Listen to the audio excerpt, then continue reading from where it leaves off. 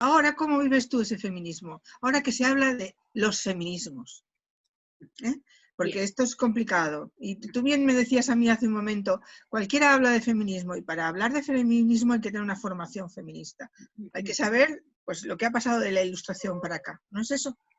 Efectivamente, es decir, yo estoy de acuerdo con Amelia Valcárcel y también con Celia Amorós cuando ellas afirman claramente que no hay feminismos, hay feminismo, y estoy de acuerdo. Es decir, hay, como ellos dicen, debates dentro del feminismo. Ahora, el feminismo está muy claro lo que es. El feminismo tiene una raíz ilustrada, ¿eh? Parte y nace cuando nace la ciudadanía moderna y contemporánea, nace con la Ilustración, es cuando nace el feminismo, porque las mujeres reclaman ser consideradas seres racionales y, por tanto, recibir una educación como sujetos racionales, una educación que les permita pensar, cultivarse y, por tanto, ocupar en los distintos ámbitos de la vida civil, profesional y cultural, y no verse limitadas por ser mujeres. Y tiene un corte racionalista, claramente, es decir, porque los primeros filósofos y filósofas que hablan de la igualdad, desde el barroco, Poulain de Lavage, luego Mary Wollstonecraft, lo que hacen precisamente es de defender que el uso de la razón y extender el uso de la razón a las mujeres, ¿no? Está claro.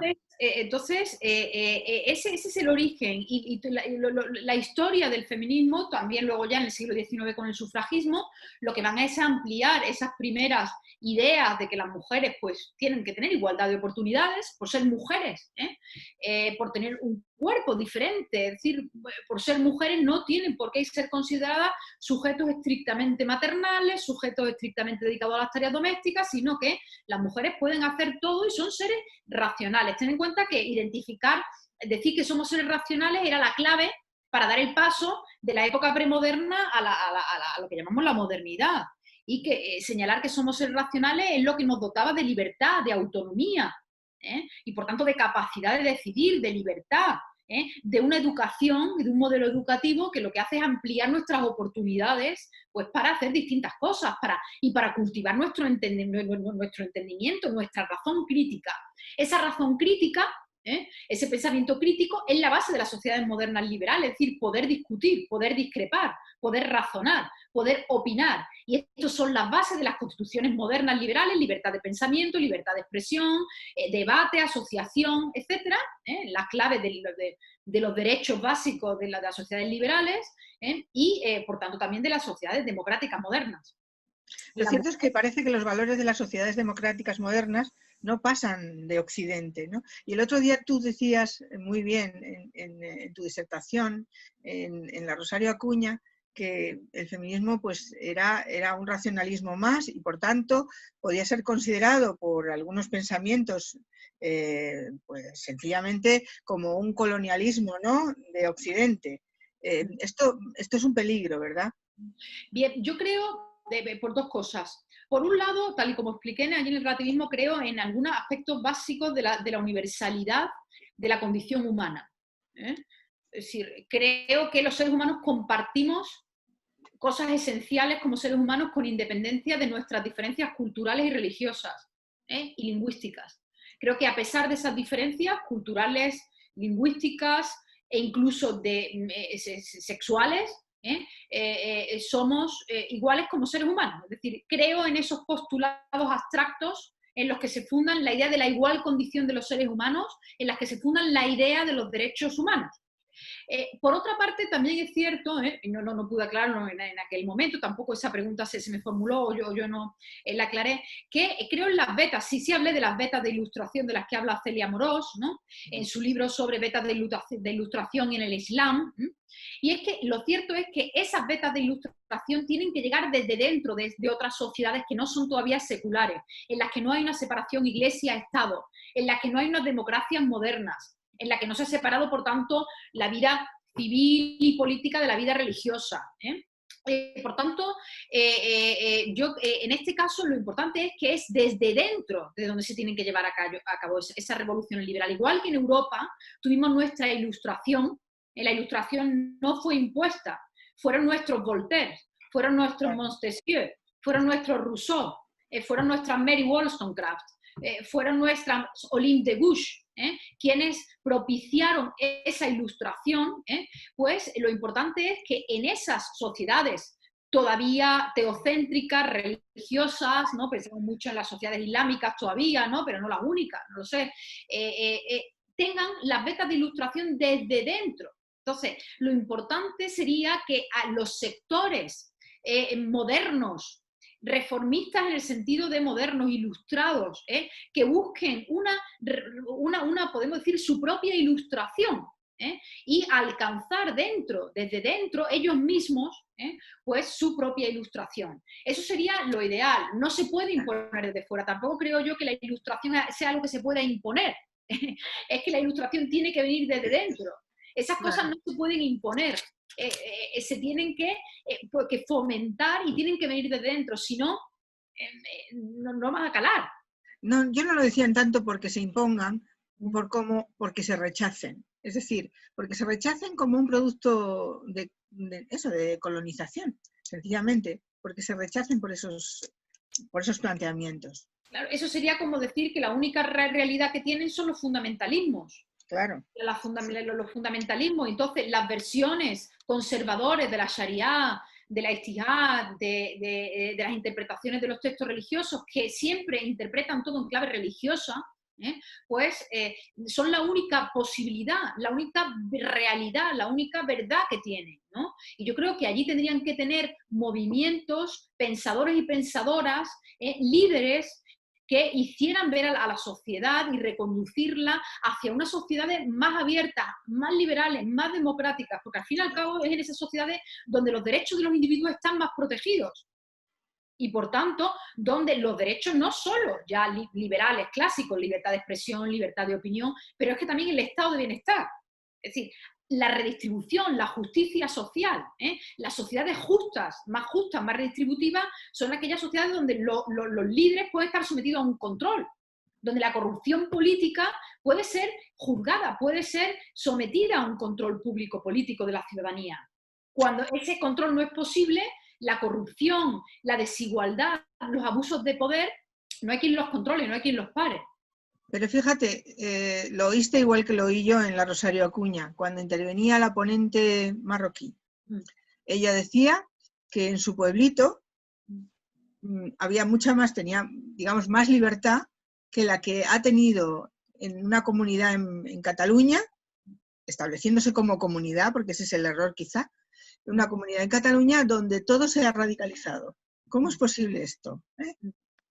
Sí, bueno, esto es una cosa muy interesante de estudiar, es un tema que a mí me interesa muchísimo estudiar también cuando hablo del cosmopolitismo, ¿no?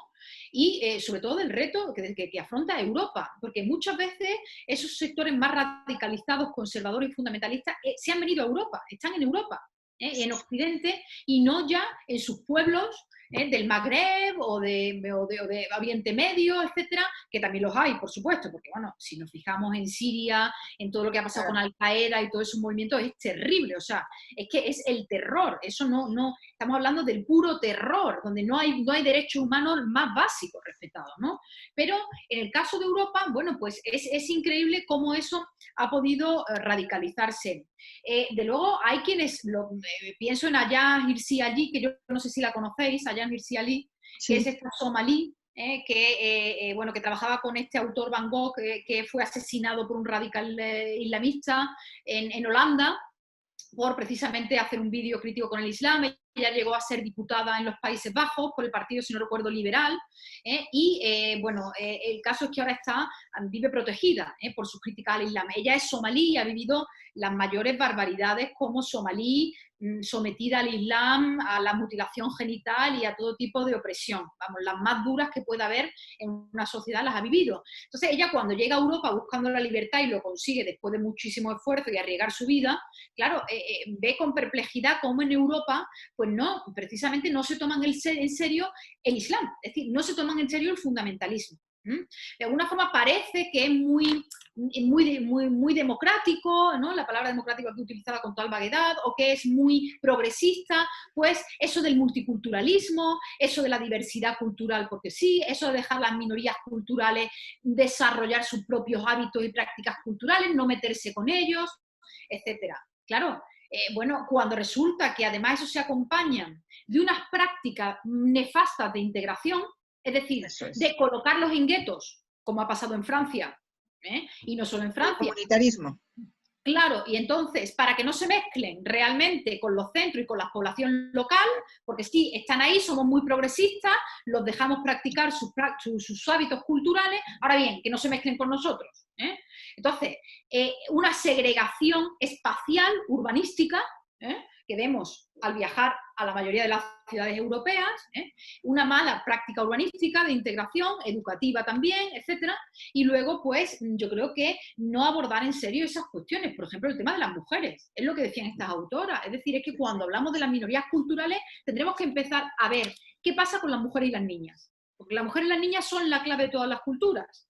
Educando a las mujeres y a las niñas, o sea, educando a las niñas, dándole a las niñas opciones, modernizas y cambias las sociedades.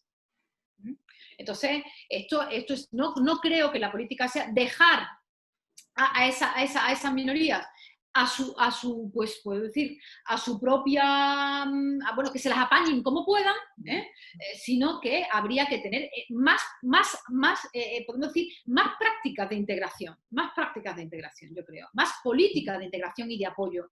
La inmigración la vamos a necesitar en Europa, la inmigración es imprescindible, es buena. Precisamente no podemos vivir segregados racial ni culturalmente. Tenemos que mezclarnos las razas, las culturas, los sexos, pero para ello hace falta mucha educación, hace falta mucha información, hace falta esfuerzo recíproco de los que llegan y de los que están allí de antes, para que no haya hostilidades entre comunidades.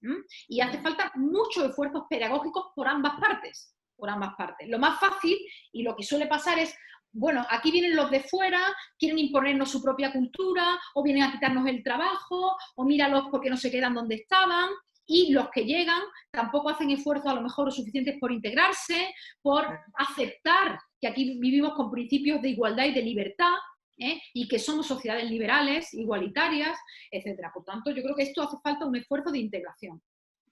Claramente. Bueno, ya somos más. Yo creo, Marta, que van entrando poco a poco. Sería el momento para que nos hablaras un poco de lo que hay detrás de todo lo que ahora ocurre. Relativismo, por una parte, cosmopolitismo, por otra. No sé, ¿cómo lo ves tú? ¿Cómo ves lo que está ocurriendo? Los retos que tiene ahora planteados el feminismo. Pues con la teoría queer rondando por ahí. Y que hay, claro, porque es un poco el deseo por encima del derecho, es un poco lo que parece que se esconde, ¿no? El deseo llevado, no sé, a la máxima potencia, ¿no? Capitalismo puro y duro, o neocapitalismo, como lo queramos llamar. ¿Cómo lo ves tú? Pues yo creo que has señalado, Teresa, tres aspectos que definen, yo creo, las controversias del feminismo ahora y algunas de sus confusiones, que estaban presentes precisamente en las jornadas de feministas de Gijón y que la profesora Valcárcel también había visto bien claras. Son tres, creo que son estas, que son precisamente el relativismo, de que has hablado también asociado con el cosmopolitismo, etcétera, y el multiculturalismo. La segunda son las cuestiones de género, o sea, los debates queer, las cuestiones de género, el debate entre el género y el feminismo, y el tema del cuerpo como mercancía, ¿no?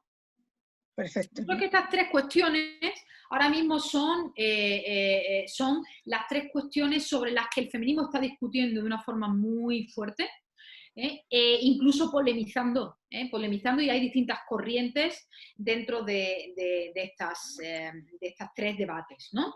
De luego, podemos decir que el feminismo ni es relativista, ni puede asumir que el cuerpo de la mujer es una mercancía, ni tampoco que las posturas de absolutamente que niegan la existencia de las mujeres. Es decir, claro. Por tanto, eso también quedó bien claro en las jornadas feministas. Por tanto, el feminismo ahora tiene que combatir esas posturas del relativismo. El feminismo no puede estar a favor de ningún relativismo, porque entonces la igualdad no es ningún relativismo. Es decir, el feminismo lo que defiende es la igualdad de todos como seres humanos, incluidos la igualdad entre hombres y mujeres como seres humanos, no como sujetos identitarios, sino como seres humanos. Claro. Y que las mujeres sean consideradas seres humanos por tanto, con iguales oportunidades y capacidades. Ese ha sido el gran reto del feminismo, es decir, que las mujeres no seamos vistas solo como mujeres, como cuerpo, como sexo, sino como seres humanos, que podemos trascender nuestro cuerpo. Es decir, las mujeres cuando hacen algo que no es ser mujeres, se han considerado que usurpan un terreno que es el terreno masculino, porque el hombre se ha arrogado históricamente lo genéricamente humano. El hombre ha sido lo genéricamente. El hombre no se identifica a sí mismo como sexo, como cuerpo. Se identifica, el cuerpo es un hecho que tiene y que le sirve para la procreación, etcétera, etcétera. Pero el hombre se identifica como el ser trascendente, como bien señaló Simone de Beauvoir. Es decir, es el sujeto trascendente, el que puede trascenderse, el sujeto de derechos humanos, el que se identifica a sí mismo y se realiza a través de lo que hace y no de lo que es. No como esencia, sino como sujeto activo. El hombre es o futbolista, o abogado, o médico, o obrero, o marxista, o liberal, etc. Pero no es solo hombre. En cambio, las mujeres, con ser mujeres, hemos cumplido todo nuestro plan vital, históricamente. Que es ser muy femeninas, por tanto, casarnos y reproducirnos y casarnos. Basta con ser mujer, que es algo además que supuestamente nos viene dado del nacimiento. Basta con ser mujer, que una ya ha cumplido el proyecto vital. Es más, se nos ha enseñado a ser cuanto más femeninas, mejor. Por tanto, cuanto más mona, más femenina era una, pues mejor, más cumplía todo su proyecto vital. Cuando la mujer se sale de ese proyecto vital, fijaos qué limitado, que es ser mujer, entonces resulta que está entrometiéndose en otros ámbitos que no le corresponden. Y esto da igual cuál fuera. El fútbol no. Derecho tampoco, medicina tampoco, la ciencia tampoco, la filosofía tampoco. Es decir, a la mujer le ha quedado solo aquellas profesiones, en todo caso, o funciones ligadas a su rol femenino. El cuidado, la limpieza, el cuidado de los hijos, el cuidado de la familia, la bondad, el amor, la ayuda a los demás, etc., ¿no? Entonces, nuestra identidad histórica, que es la de ser mujeres, es constitutivamente una identidad que priva al sujeto de hacer muchas cosas. Correr, ser atleta, emprender grandes proyectos a nivel que sea.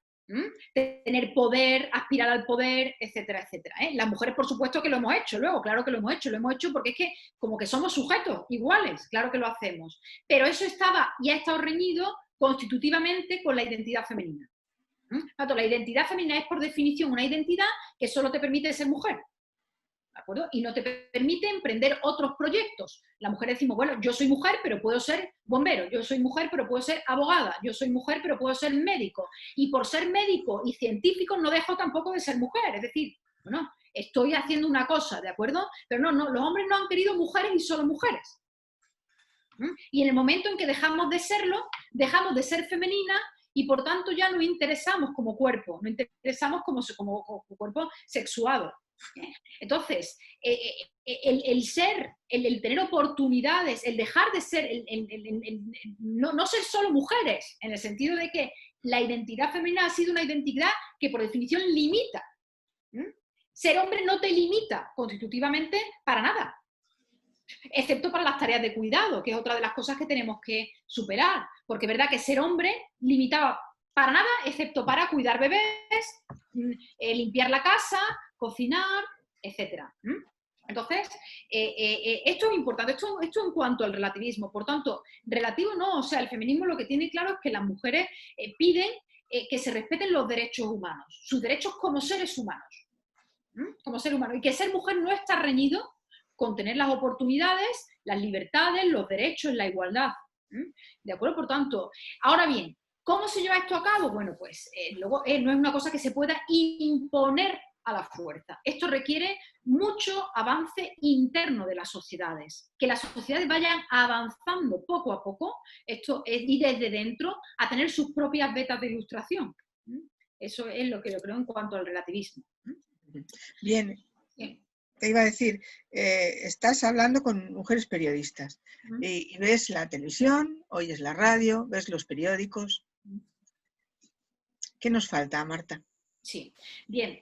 Hoy en día hay una proliferación de movimientos ciudadanos que se solapan. que son todos los movimientos que vemos queer, de género, y los movimientos feministas, por un lado. Por un lado. Esto ya pasaba en los años 60, en la tercera ola del movimiento feminista, cuando eclosionaron, cuando emergieron conjuntamente lo que llamamos the Minority Rights Revolution, o las luchas por los derechos civiles. Empezaron los afroamericanos con Martin Luther King, las mujeres se sumaron a ese movimiento pidiendo también igualdad de oportunidades, y nace el feminismo de la tercera ola, y luego también se sumaron movimientos homosexuales, también. Y aquí ya empezaron algunos conflictos, entre homosexuales, movimientos y las mujeres, y también entre los afroamericanos y las mujeres. Cuando las mujeres reclamaban estar incluidas en la ley de derechos civiles del 64, en algunos momentos les dijeron, por favor, no, esto es una lucha de los negros, esto es una lucha de los afroamericanos, como pasó en el sufragismo en 1848, cuando precisamente las sufragistas eran abolicionistas, querían abolir la esclavitud, y le dijeron, no, vosotras no podéis estar en la asamblea anti-esclavitud porque sois mujeres, y empezó el movimiento de las mujeres. Por tanto, realmente las luchas por los derechos civiles y democráticos han estado juntas, han ido juntas en casi toda la historia. Sin embargo, es cierto que esto no nos debe de llevar a perder de vista cuáles son las necesidades de las mujeres, las reivindicaciones históricas de las mujeres, pues a lo largo de la historia y todavía hoy. Esto es importante porque entonces se confunde lo que son las cuestiones queer con lo que son las cuestiones de los derechos de las mujeres. Esto es importante tenerlo en cuenta. Eso por un lado. Por otra parte, tenemos, creo, a mí esto me molesta particularmente, tenemos un uso partidista del feminismo. Bien, ¿qué quiero decir con esto? Esto es un tema para mí muy problemático, y a ver cómo vosotras lo veis. A ver. Por un lado, es cierto que el feminismo es político, ¿de acuerdo? Pero aquí, cuando digo que el feminismo es político, me estoy refiriendo a que el feminismo plantea temas que son de máxima relevancia ciudadana, que conciernen al conjunto de la ciudadanía, por tanto deben estar en el debate público y político. ¿De acuerdo? Sí. El feminismo, lo personal es político, ¿de acuerdo? Hemos salido, las cuestiones de las mujeres han dejado de ser una cuestión privada, doméstica, y es una cuestión política, se ha politizado. El feminismo lo que hace es politizar la esfera doméstica. Eso es otra de las consecuencias del feminismo. Lo que pasaba de puertas adentro de la casa se ha politizado, porque claro, lo que pasaba después de puertas adentro de la casa es lo que le pasaba a las mujeres, en silencio, y se ha tenido que politizar. ¿De acuerdo? Porque las mujeres somos ciudadanas de pleno derecho y hay que politizarlo. Entonces, eso por un lado. Ahora bien, una cuestión es esa, que el feminismo sea fundamentalmente político, tiene que ver con lo público, tiene que ver con los temas de debate político, cívicos, que conciernen a la ciudadanía, y además en su raíz, en su meollo, que es lo más profundo incluso, que es la base de la sociedad, la familia, la educación, etc. Y otra cosa es que determinados partidos políticos y políticos quieran apropiarse del feminismo. Con esto no quiero decir algo ingenuo, tampoco, no cabe caer en ingenuidades. No todos los partidos políticos han sido feministas, igualmente feministas. No todos los partidos políticos defienden y llevan los temas de las mujeres a los debates parlamentarios y al ámbito del Parlamento, y por tanto, ciertamente, no todos los partidos políticos, por tanto, son igualmente feministas. Pero el caso es que la paradoja y lo gracioso es que ahora todos quieren ser feministas, eso para empezar. Claro, cuando uno ve que todos quieren ser feministas, ya empieza a preguntarse qué es eso del feminismo. Para empezar, claro, por eso primero hay que estar bien informado. Hay que estar bien informado en esta ciudadanía, en una ciudadanía democrática. Tenemos la obligación, los ciudadanos y las ciudadanas, de estar muy bien informados.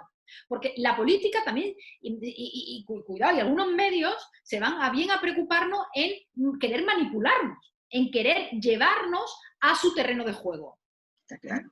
A su terreno de juego. Es decir, aquí también el periodismo, es decir, tendría a veces que tener algo más de ética y de conciencia cívica, porque no puede plantear siempre las noticias interesadamente, partidistamente. Una cosa es opinar, por supuesto, con criterio, bien, y otra cosa es el partidismo, es decir, querer reconducir los temas incluso temas científicos, en el sentido de temas filosóficos, y querer llevarlos puramente a que encajen con determinadas posturas o ideologías políticas, y partidos políticos. Eso se ha visto.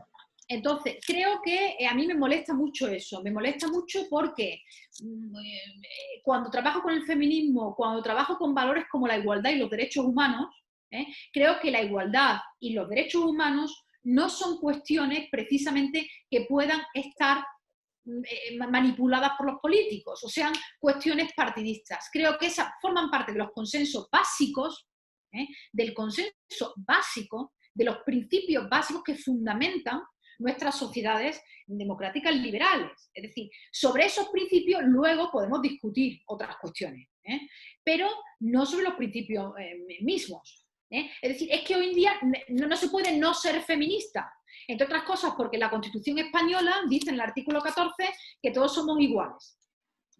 Y en nuestro Estado democrático y social de derecho en el que vivimos, es que es obligatorio que nos eduquen como feministas. ¿Por qué? Pues porque como ciudadanos y ciudadanas, en el que la igualdad es un principio básico y vertebrador, lo de ser igualitario y feminista no es una cosa opcional. Como no se puede ser racista, como no se puede ser tampoco homófobo, etcétera, etcétera. Es decir, tenemos que convivir, y tenemos que convivir pues respetando los derechos básicos. Es decir, es una cuestión fundamental. Por tanto, lógicamente que todos tenemos que ser en ese sentido feministas, no es una cuestión de elección, es decir, también los políticos tienen el deber de respetar cuestiones y principios básicos. Otra cuestión tiene que ver con determinadas políticas que están pues muy ahora en el debate, ¿no? Sobre identidad de género, sobre el cuerpo de las mujeres, la prostitución, los vientres de alquiler, por ejemplo, por mencionar 3 cuestiones básicas, ¿no? Y que es verdad que sobre estas hay diferencias en los partidos políticos, y que es verdad que, bueno, pues que encontramos tendencias que van a llevar al ámbito político y del Parlamento y del Congreso de los Diputados pues las reclamaciones de las mujeres, y en este sentido pues la voz del feminismo, es cierto. Pero eso es una cosa, eso es una cuestión, y otra cuestión es ganar votos. Ganar votos a costa de esto y al mismo tiempo identificar el feminismo solo con unos determinados partidos políticos. El feminismo no es algo de unos determinados partidos políticos, porque pasa que es que acaban identificando al feminismo con ese partido. Claro. ¿De acuerdo? Ese Entonces, es un problema. las mujeres también tenemos pluralismo ideológico, las mujeres, pues es decir, no pertenecemos a un partido político, las mujeres no somos de un partido político, sino que somos mujeres. Y por tanto, lo que no puede ser es decir, bueno, vamos a ver, quienes me votan a mí son feministas, todo lo demás no es feminismo, y de forma que no hay ninguna escapatoria, o sea, me votas a mí el feminismo y si no, no hay ningún feminismo. Es decir, esto no puede ser, para empezar porque el pensamiento no es de ningún partido político. Sí, sí. Además, dime qué partido político no tiene estructura patriarcal. Claro, efectivamente. Efectivamente. Eso hay que verlo claramente. Es decir, todos lo tienen, todos lo han tenido, y es verdad que han sido los partidos de izquierda, tradicionalmente, quienes han introducido la paridad política, las cuotas dentro de sus propios partidos, y quienes han llevado los temas de las mujeres a la vida política y al Parlamento en nuestro país. Ahora bien, si resulta que solo las mujeres que están en determinados partidos o adoptan una determinada visión, es decir, es que las mujeres también, el voto no tampoco te sitúa en un partido. Es decir, es que en esta democracia en la que vivimos, es que no estamos agrupados solo en partidos políticos. Y no tenemos por qué estar polarizados, evidentemente. Es que no existe la libertad de pensamiento, entonces aquí no hay capacidad de pensar. Es decir, o piensas dentro de un programa político, o no existe capacidad de pensar fuera de los programas de los partidos políticos, que lo hacen sus ideólogos con unos claros propósitos también electorales, políticos, etcétera, y también cívicos, claro que sí, y comprometidos con determinados ideales y valores, claro que sí. No soy tan pesimista, creo que los partidos también se comprometen, por supuesto, con el bien común, con determinados valores, etcétera. Pero los ciudadanos pensamos por nosotros mismos, al margen también de los programas de los partidos políticos. Por tanto, creo que esto es importante tenerlo en cuenta, y que, bueno, pues que esto me parece importante tenerlo en cuenta. Es decir, y cuidado con los partidos que, bueno, se quieren, de alguna forma, apropiar del feminismo. Nos queda claro, nos queda claro tu mensaje. Chicas, intervenir, que no voy a estar preguntando yo sola. Por favor, venga, adelante. Venga, Celia. ¿Lo tienes? Ahora. Ahora que me interesa muchísimo esa visión que ha dado Marta, porque la verdad es que estaba sintiendo cuando lo decía, pero nunca me había parado a pensarlo, qué suerte que estamos contando con una filósofa, sobre la identidad de la mujer y el hecho de no sentirse sujeto. Y me gustaría que profundizase un poquito más en eso, porque me acabas de abrir, Marta, si me permites el tuteo, me acabas de abrir los ojos a algo a lo que de alguna manera intuía, pero nunca le había sabido poner palabras. Ay, me igual. Me pasa igual.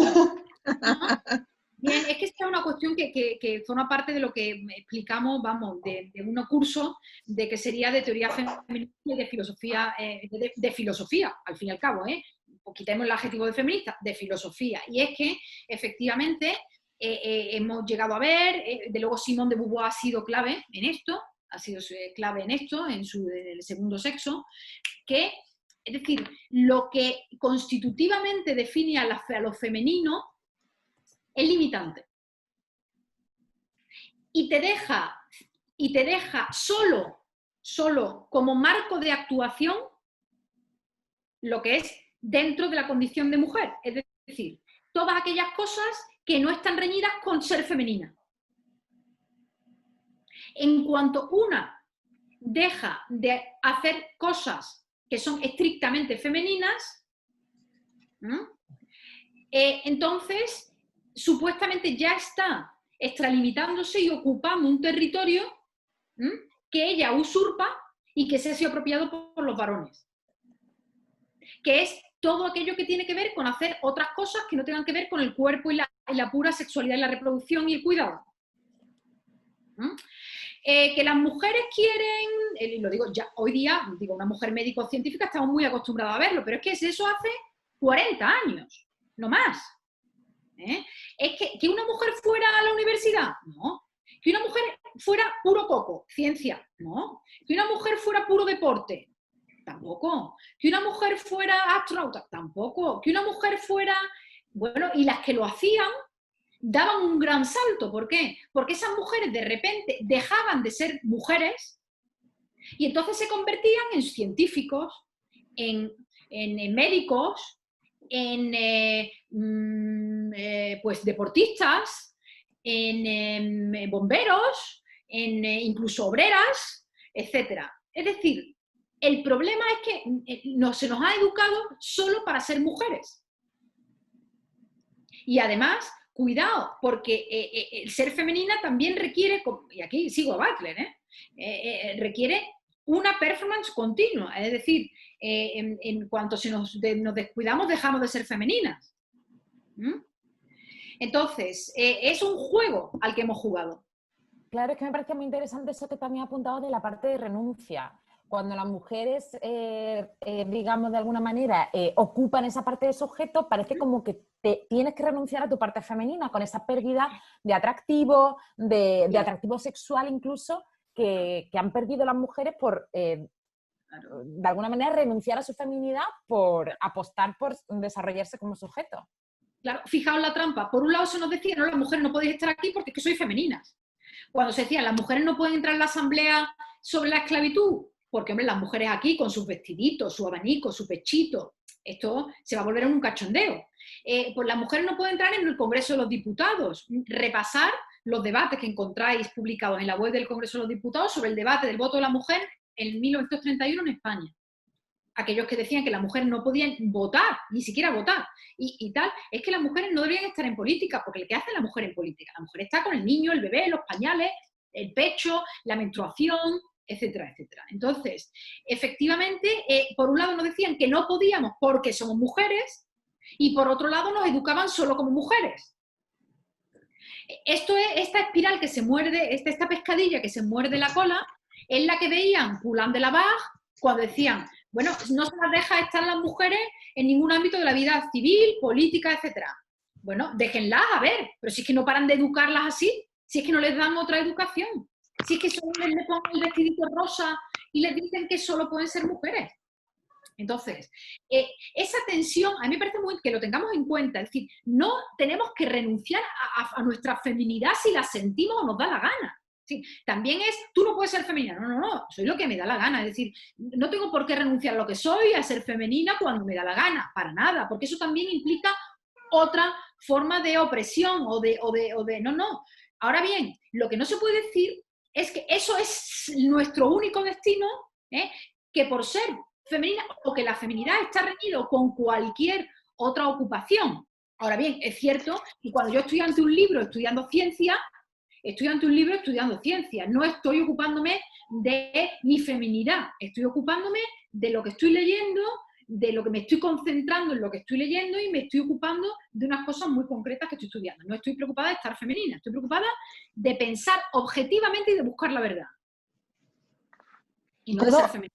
Sí. Ay, perdón. Marta, No, bueno, que iba a no sé, hablar María José. No, habla. Yo quería hablar de otro tema. Antes has comentado, Marta, que has mencionado el artículo 14 de la Constitución Española y parece que teóricamente o al menos legislativamente sí hemos alcanzado esa igualdad, pero en la práctica es muy diferente.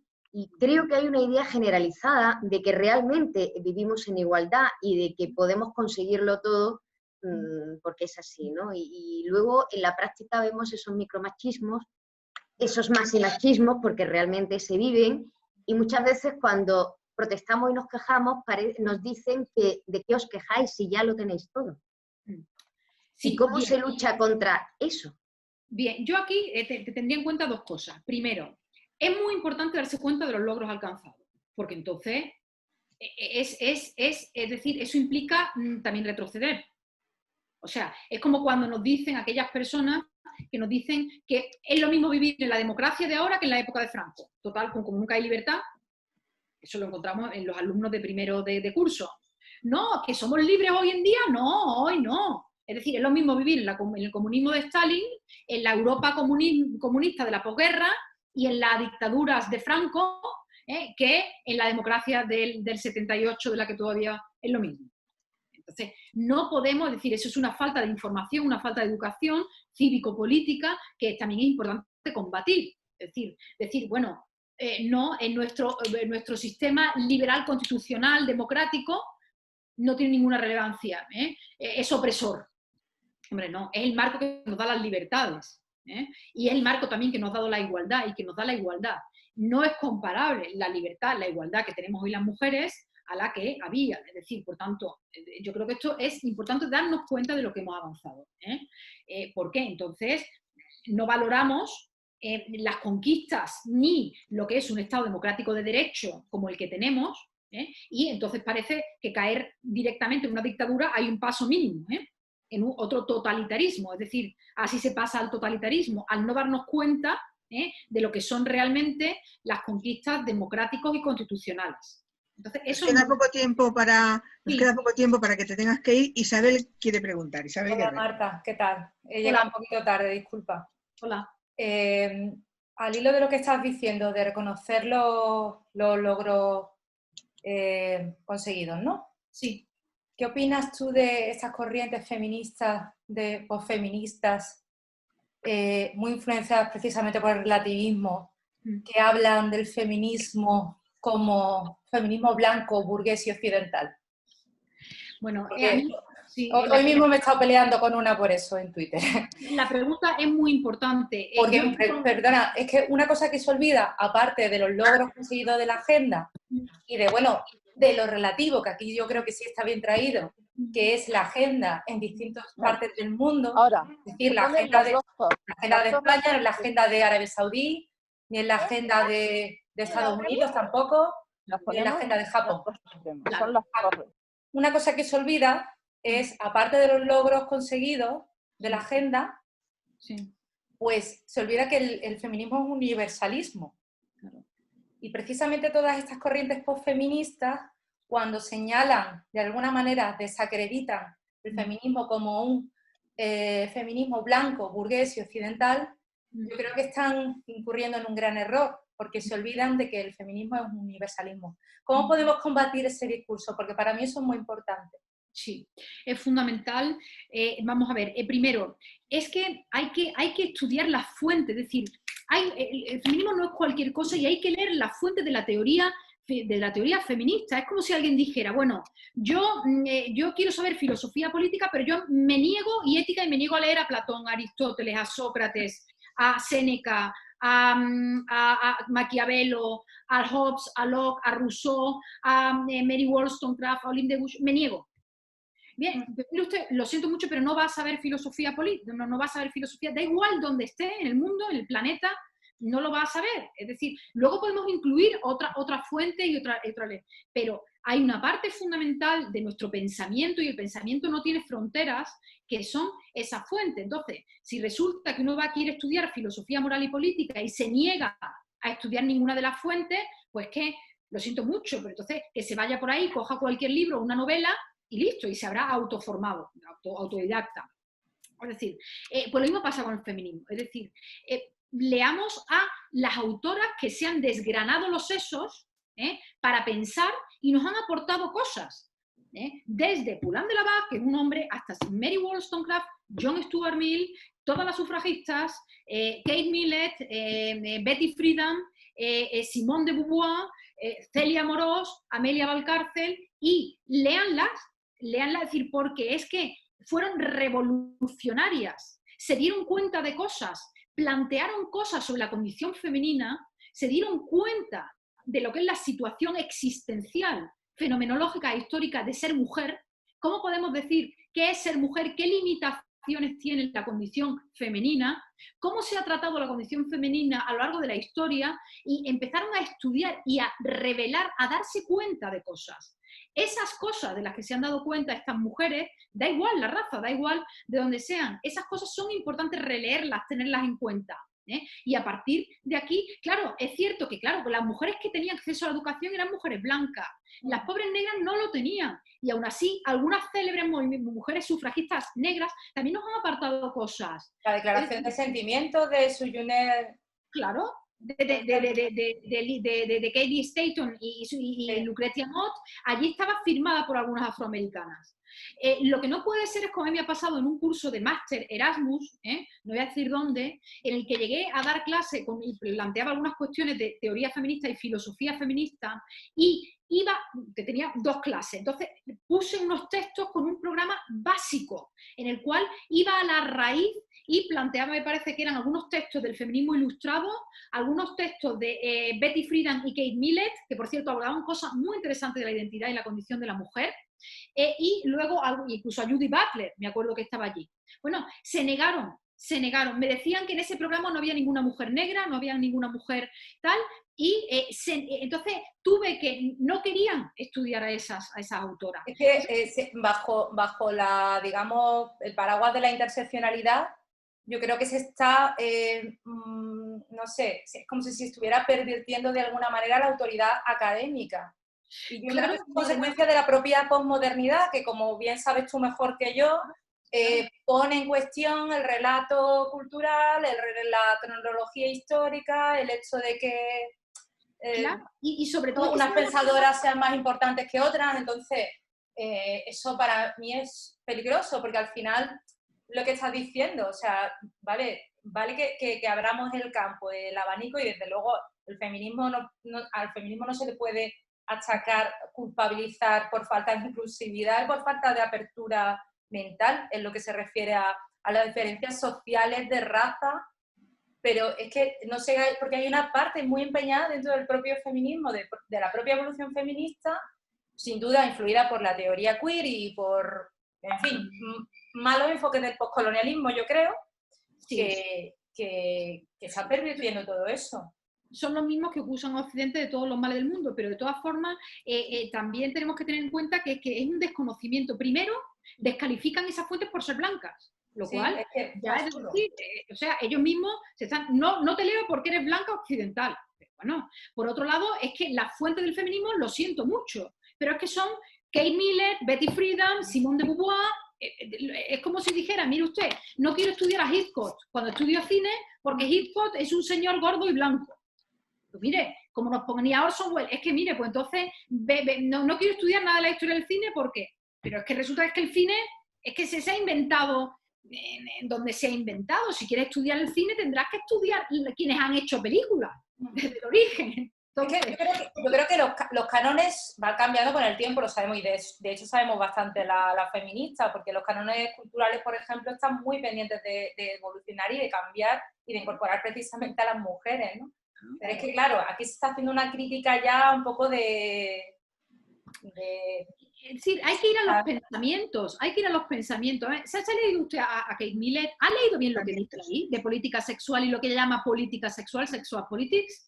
¿Han leído a Betty Friedan y lo que es la mística de la feminidad y cómo se construye la feminidad en los años 50 en Estados Unidos y la consecuencia que eso tiene para las mujeres? ¿Se han leído esto? Porque eso luego es totalmente extrapolable a cualquier otra sociedad. Es decir, son herramientas que le damos a las mujeres de la India, herramientas que se le dan a las mujeres musulmanas, herramientas que se le da a todas las mujeres para decirles, mirad, emancipaos. Es decir, porque es que nosotras lo hemos hecho. Entonces, lo hemos hecho, no es fácil y seguimos en ello.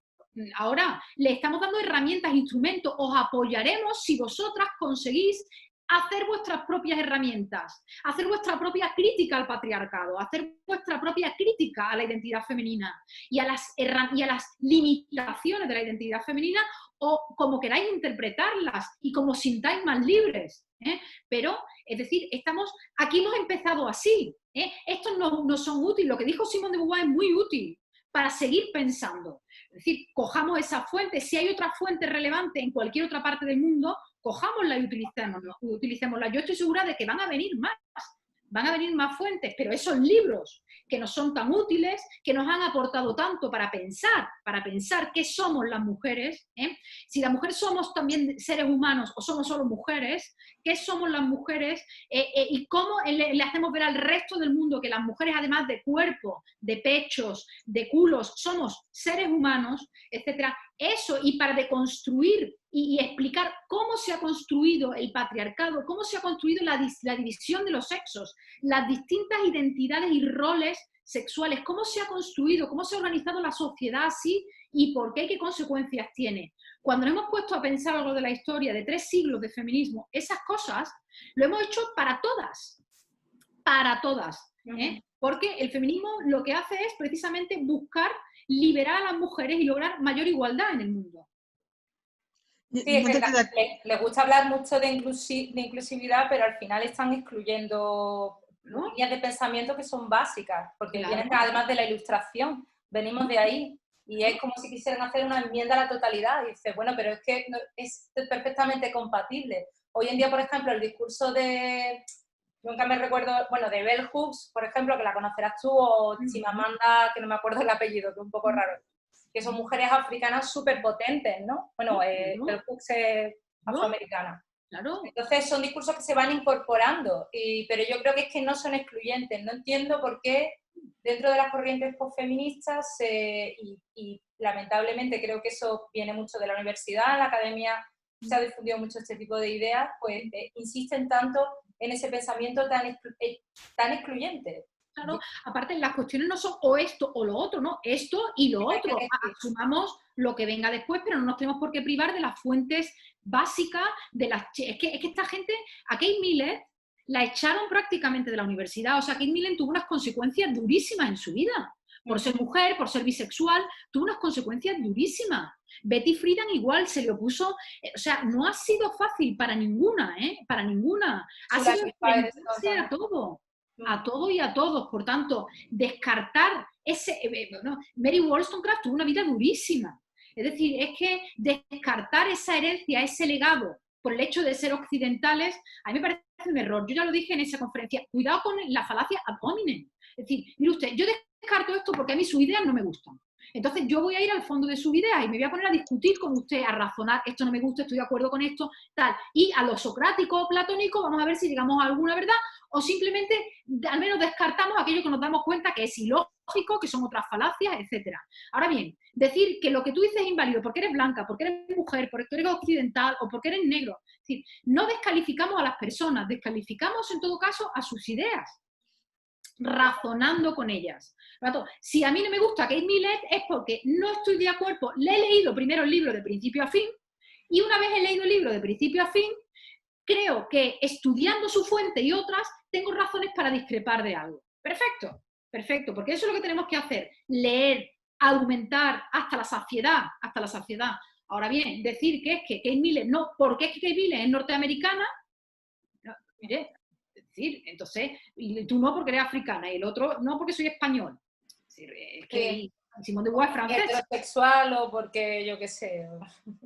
Sí, yo creo que vamos a razonar con personas, vamos a razonar como personas y no desde nuestras identidades grupales, etnocéntricas y limitantes de tribu. Es decir, como parte de la tribu de homosexuales, como parte de la tribu de heterosexuales, como parte de la tribu blanca, como parte de la tribu negra. Entonces jamás podremos llegar a un diálogo racional, porque siempre vamos a caer en los argumentos ad hominem, descalificando a los demás por quiénes son y no por lo que dicen o cómo lo dicen, ¿no? Entonces, yo creo que eso está claro. Yo creo que tenemos que abrir nuestra mente, abrirnos a leer, abrirnos a no descartar las fuentes en ningún momento por prejuicios, sino a leer, leamos, pensemos y luego una vez hayamos leído tomemos una decisión, ¿no? Y entonces, tal, ahora, por favor, leed a esas fuentes. Claro que sí, son interesantísimas, a todas las que he mencionado, a todas, a leerlas. A leerla. Y si consideramos que en algunos casos debían haber sido más inclusivas, perfecto. Bueno, pues Kate Millett en este punto podía haber dicho esto, discrepo. Muy bien, pero hay que estudiarlas. Hay que estudiarlas. Porque se arriesgaron mucho y nos han aportado muchísimo. Nos han aportado mucho todas las feministas y feministas, hombres y mujeres precursores. Nos han aportado muchísimo. Entonces, ese legado no podemos perderlo porque son las bases sobre las que hemos construido el pensamiento, sí, occidental, vale, pero el pensamiento, el único que hay hasta ahora de la igualdad entre los sexos, el único pensamiento que hay ahora, lamentablemente, es el pensamiento occidental de la igualdad, del feminismo, ese es el único que tenemos. Sí, sí, es que es de raíz ilustrada, o sea, que no se ha dado... Es un racionalismo. Exactamente, es un racionalismo. Se intentó porque hay una conferencia muy chula de Ana de Miguel hablando de Qasim Amin, que supongo que lo conocerás, que fue un egipcio que intentó como una especie de ilustración en el mundo árabe a principios del primer tercio del siglo XX, pero que va, imposible, vaya. Claro, es decir, un fenómeno europeo. El único pensamiento sistemático que tenemos de una formulación teórica, de una formulación de decir, somos iguales y somos iguales por esto y somos iguales como racionales y las mujeres no somos solo cuerpos y las mujeres tal, y tenemos que buscar una igualdad en tanto que ciudadanos y ciudadanas. No, pues eso es. ¿Qué queremos que haga? ¿Hay una alternativa hasta ahora a eso? No, las alternativas tenemos visiones teocéntricas, espirituales, espiritualistas, etcétera, pero no desde el punto de vista de un pensamiento filosófico estrictamente racional, ¿no? Ahora bien, creo que eso no implica, no caigo en el relativismo de decir que todas las culturas orientales o tal son incapaces de llegar a eso. Por supuesto que pueden. Lo que pasa es que no tienen el motor interno suficiente, por las dificultades en las que viven, el motor interno suficiente para crear sus propias vetas de ilustración. Creo en ello, creo en ello.